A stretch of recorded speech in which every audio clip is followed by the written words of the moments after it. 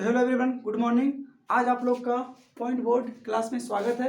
और आज हम लोग जो है कि प्राकृतिक संसाधन में जो भूमि संसाधन को समझ रहे थे, उसका जो पॉइंट वाइज पॉइंट समझ रहे थे, उसका आगे वाला पॉइंट को समझेंगे, है ना। और हम पूरा कोशिश करेंगे जो कि आप लोग के दिमाग में घुस के बैठ जाए। ठीक है, तो आइए स्टार्ट करते हैं। तो अगला पॉइंट जो मेरे पास दिया गया है वो है पर्वतीय मृदा। क्या है? पर्वतीय मृदा मतलब पहाड़ का मिट्टी। पर्वतीय मृदा मतलब क्या? पहाड़ का मिट्टी। इस तरह का पहाड़ है और इसका मिट्टी, क्या इसका मिट्टी, इसके बारे में जानेंगे, है ना। तो क्या लिखा गया है देखिए, यह मृदा प्रायः पहाड़ी क्षेत्रों में पाया जाता है जहां पर्वतीय वर्षा वन पाए जाते हैं। इस मिट्टी में चाय, कॉफी और मसालों की खेती की जाती है। तो बोलेगा कि पर्वतीय मृदा में कौन कौन से खेती किए जाते हैं। तो आप लोग को क्या बोलना है? क्या बोलोगे? क्या बोलेगा ये? तो बोलना है कि चाय, कॉफी और मसालों की खेती की जाती है ना। ठीक है, समझ में आ गया। तो नेक्स्ट पॉइंट है मेरे पास, नेक्स्ट है जो मेरे पास वो है भूमि उपयोग का बदलता स्वरूप। हम लोग जो भूमि का उपयोग कर रहे हैं, पहले के जमाने में भूमि का उपयोग किस किस काम में करते थे हम लोग, आप लोग बताइए जरा कमेंट में। तो हम बताते हैं कि क्या करते थे। पहले खेती में करते थे, घर बनाने में भी मिट्टी का प्रयोग करते थे। मिट्टी का लोली बना करके मिट्टी का दीवार बनाते थे, उससे घर बनता था, है ना। तो उस मिट्टी का, उस भूमि का अब जो बदल रहा है स्वरूप, उसके बारे में हम लोग को जानना है। तो पहला क्या है मेरे पास, वो देखिए, पहला है वन विस्तार। अब देखिए, जो जमीन पहले पड़ती था, है ना, जो जमीन पहले पड़ती ऐसे रखा हुआ था, उसमें अब वन का क्या हो रहा है? विस्तार हो रहा है। क्या हो रहा है? वन का विस्तार हो रहा है। ठीक है ना, समझ आ गया कि वन का विस्तार, ये समझ में आ गया। ठीक, और नेक्स्ट पॉइंट है मेरे पास, नेक्स्ट क्या है कि कृषि अयोग्य बंजर भूमि, मतलब कि कृषि योग्य भूमि नहीं है और वो बंजर पड़ा हुआ है, बेकार जमीन है ना। कोई जमीन है, कोई सा भी जमीन है और वो बेकार है, वो बेकार जमीन है, बेकार जमीन है, तो इसको क्या बोलेंगे? बंजर भूमि। क्या बोलेंगे? बंजर भूमि। मतलब कृषि योग्य नहीं, मतलब कृषि अयोग्य है। ऐसा ये कृषि अयोग्य, खेती नहीं हो सकता। तो ये क्या हो गया? ओनली फॉर बंजर भूमि। क्या हो जाएगा? बंजर भूमि, है ना।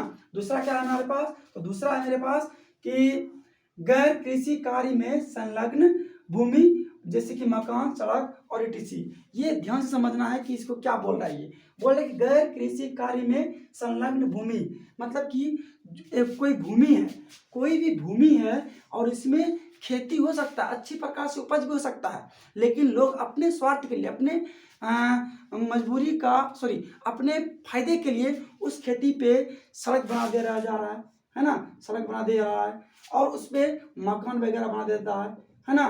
तो इस प्रकार का भूमि को बोलेंगे गैर कृषि कार्य में संलग्न भूमि। मतलब कि वो भूमि कृषि लायक था, लेकिन उसमें अब उद्योग बैठा रहा है लोग, घर बना रहा है लोग, सड़क का निर्माण कर रहा है लोग, है ना। तो उस तरह की भूमि को क्या बोलेंगे? गैर कृषि कार्य में संलग्न भूमि। कृषि कार्य के लिए वो अच्छा था, कृषि कार्य में वो लग सकता था, लेकिन वो गैर कृषि हो गया, मतलब उसमें अब कृषि नहीं करके उसमें सड़क, मकान, उद्योग का निर्माण कर रहा है लोग। ठीक है ना, समझ आ गया।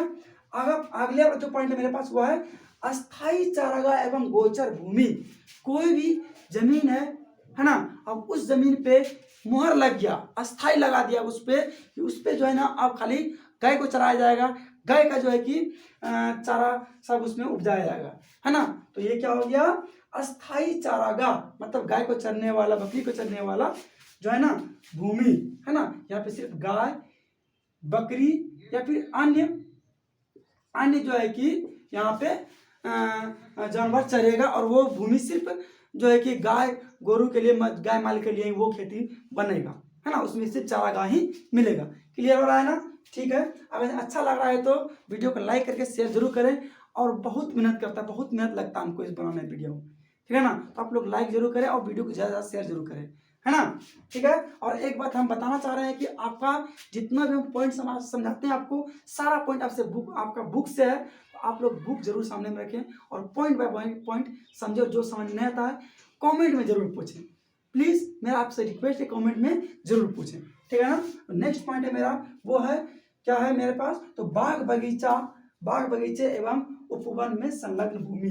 अब कोई ऐसा भूमि है जो कि पहले उसमें खेती भी होता था या फिर वन भी लगा था, लेकिन अब उसमें क्या हो गया कि कोई विशेष प्रकार का बागवानी, है ना, बगीचा लगा दिया, अमरूद का, आम का, नारियल का या फिर किसी अन्य प्रकार का, एक ही प्रकार का एक जगह पे बहुत सारा जो लगता है गाछ वृक्ष, उसी को बोलते हैं बगीचा, बागवान बोलते हैं, उपवन बोलते हैं, है ना, संलग्न भूमि।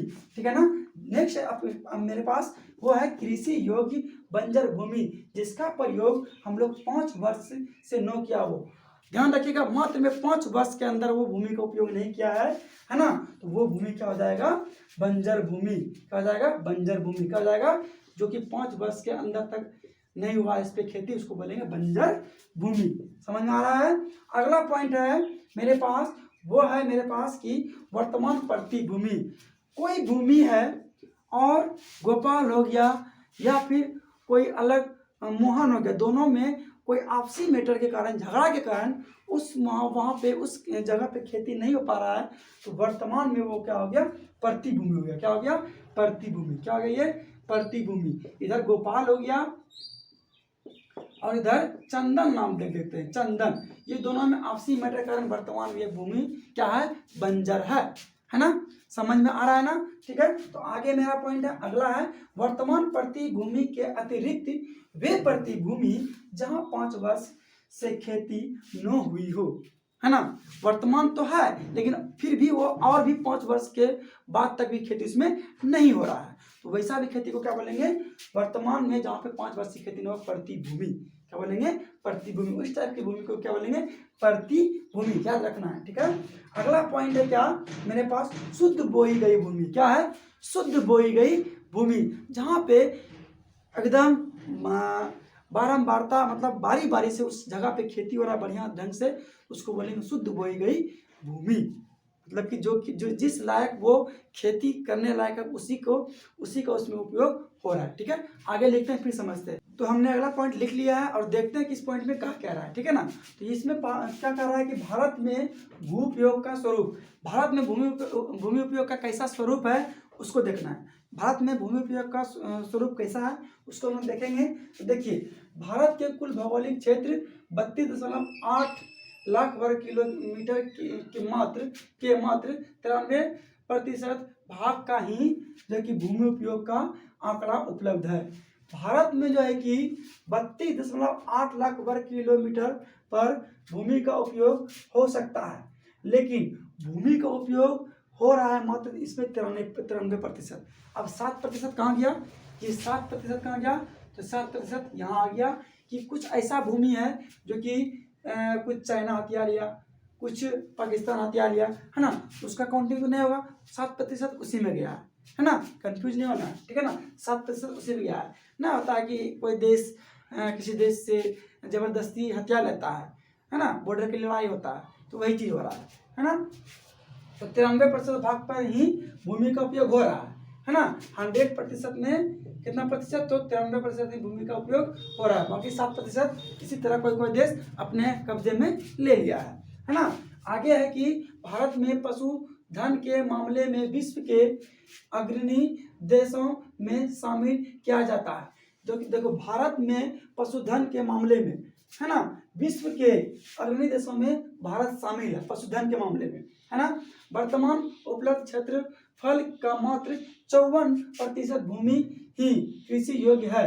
अभी जितना भी है वर्तमान में भूमि, उसमें से मात्र 54% भूमि जो है कि खेती के लिए उपलब्ध है, बाकी नहीं है ना।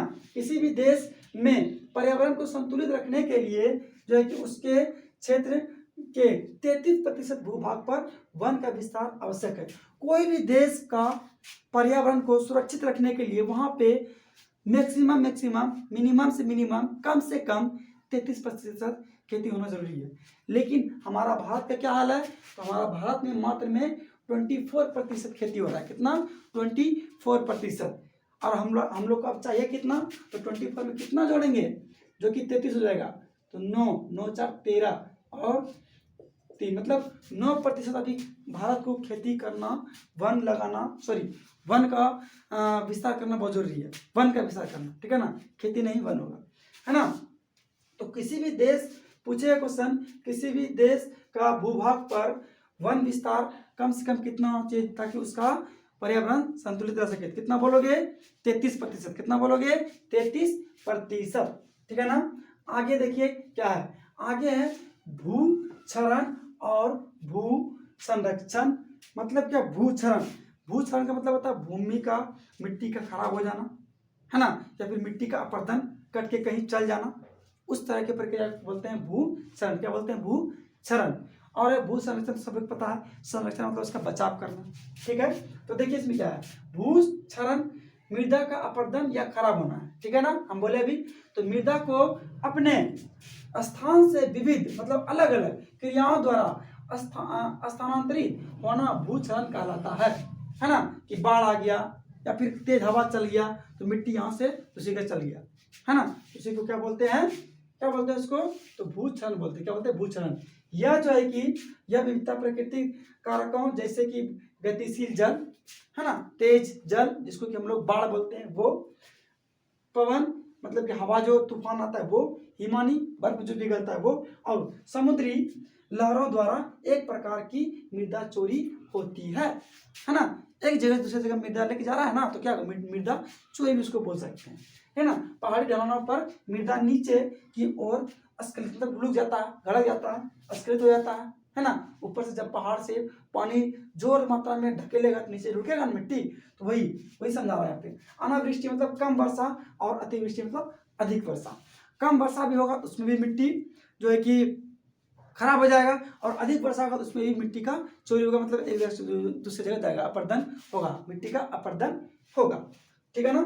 आगे देखिए क्या है, खराब कैसे होगा मिट्टी, खनन से, खानने से मिट्टी। अब कहीं पे खनन किया, अंदर से जो है कि बहुत सारा पदार्थ निकाला यूज करने के लिए, अब खान के छोड़ दिया, है ना, जैसे कोयला निकाला वहाँ पे बहुत ज़्यादा गड्ढा करता है, छोड़ दिया, वो मिट्टी क्या हो गया, खराब हो गया। क्या हो गया, वो मिट्टी खराब हो गया। मिट्टी खराब कैसे होगा, खनन से होगा।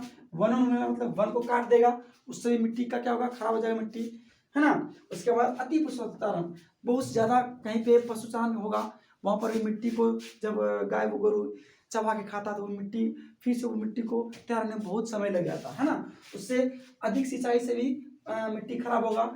उद्योग से निकलने वाले जो कि अपशिष्ट पदार्थ, केमिकल वगैरह जो निकलता है उससे भी मिट्टी का क्या होगा, खराब हो जाएगा। नहीं निकलता है, बहुत सारा चीज़ जो खराब खराब निकलता है मिट्टी पे, उसमें कुछ भी नहीं उपजेगा। आप ट्राई कीजिएगा कहीं पे अगर कल कारखाना है उसके बगल में देखना कि कोई भी खेती वगैरह बढ़िया से ढंग से नहीं हो पाता है ना। तो इतना सारे चीज़ से क्या होगा, मिट्टी का खराबी होगा। क्या होगा, मिट्टी का खराबी होगा। हम बहुत ही मेहनत किए हैं और पॉइंट बाय पॉइंट आप लोग को समझाने का कोशिश किए हैं, तो प्लीज़ वीडियो को शेयर और लाइक जरूर करें, है ना। तो आगे है क्या, भू क्षरण। भू क्षरण मतलब क्या समझाते हैं, सॉरी भू संरक्षण। संरक्षण मतलब भूमि का बचाव कैसे करना, भूमि का बचाव कैसे करना। तो देखते हैं कि भूमि का बचाव कैसे होगा। तो देखिए फसल चक्रण से, मतलब एक ही फसल बार बार लगाएंगे।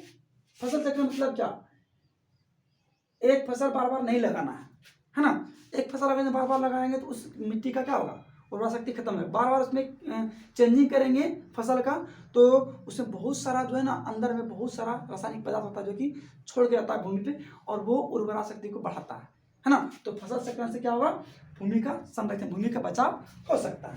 ठीक, आगे है पहाड़ी क्षेत्रों में समोच्च जुताई। मतलब क्या, ये कोई भी पहाड़ है, आप लोग देखिए कि ये पहाड़ है ना, इसमें कैसे खेती होगा, तो इस तरह से बांध बांध के खेती किया जाएगा, है ना, इस तरह से बांध बांध के खेती किया जाएगा।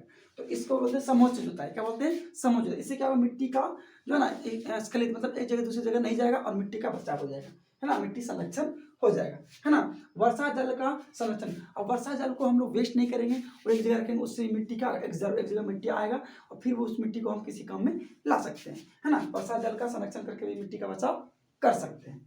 ठीक, भूमि जल का पुनः प्रतिबंध करना, मतलब कि भूमि में जल है, अब उसको हम यूज किए और फिर उसको हम अगर जाऊं उसी में भूमि में जल फिर कैसे आएगा, उसका प्रतिबंध करेंगे, उससे मिट्टी का बचाव होगा। ठीक, आगे है रसायनों की जगह हम लोग खाद का जो है कि रसायनों की जगह प्राकृतिक खाद का उपयोग करेंगे। आजकल हम लोग यूरिया डीएपी वगैरह फसल में ज़्यादा डालते हैं कि ज़्यादा फसल मेरा मोटा मोटा एक बड़का बड़का खीरा हो, तो है ना, उसके लिए क्या करते हैं कि बहुत सारा खाद का प्रयोग करते हैं। लेकिन नहीं, हम लोग को क्या करना है, गोबर से बनता है खाद, है ना, गाय का हड्डी वगैरह से बनता है जो मर जाता है गाय, है ना, उस सब का हम लोग को प्रयोग करना पड़ेगा, ताकि रासायनिक का उपयोग कम से कम करेंगे और भूमि को हम लोग संरक्षित मतलब बचा सकेंगे। ठीक है ना। तो आशा है कि आज तक सबको समझ में आया होगा। किसको किसको समझ में आ गया? तो कैसा क्लास लगा कमेंट में ज़रूर बताएं। और आपका ये जो है चैप्टर ख़त्म हो गया, ठीक है? कमेंट करके जरूर बताएं आपको क्लास कैसा लगा। और सब्सक्राइब करना तो नहीं भूलें, है ना? और शेयर करना भी नहीं भूलें, ताकि जो भी बच्चा यूनिक तरीके से पढ़ना चाहता है अच्छे ढंग से, जो कि नहीं घुसता है, हम पूरा प्रयास करेंगे उसको घुस जाएगा और गारंटी घुसेगा, है ना? तो आप लोग वीडियो को शेयर ज़्यादा से ज़्यादा करें। और एक अच्छी बात है कि 9th क्लास का हमको कमेंट आया है, 9th क्लास का भूगोल का क्लास खोज रहे बच्चे। हमको बहुत अच्छा लग रहा है सुनने में कि हम आप लोग को पढ़ाने में सक्षम हो रहे हैं, है ना? तो हम कोशिश करेंगे जल्दी जल्दी कि 9th क्लास का हम क्लास लाएं। फिलहाल इतना ही, और आगे हम क्वेश्चन आंसर इसका लेके आएंगे। अभी के लिए इतना ही। जय हिंद, जय भारत, स्वस्थ रहिए, मस्त रहिए।